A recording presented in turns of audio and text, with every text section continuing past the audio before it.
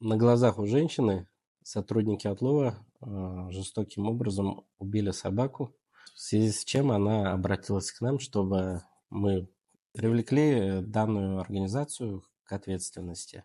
Нами было подано заявление в полицию, в связи с чем было проведено расследование, установлен факт жестокого обращения с животными, был выписан административный штраф. В последующем история данная повторилась с данной организацией. Также данная женщина обратилась по факту жестокого обращения с животными. Повторно было проведено расследование по другим животным. Тоже был выявлен факт данного правонарушения. Уже в данной ситуации данную организацию привлекли к уголовной ответственности. Если вы не знаете или затрудняетесь в защите своих прав, можете обращаться к нам в юридический центр ВЕТА. Мы рассмотрим вашу ситуацию и поможем вам.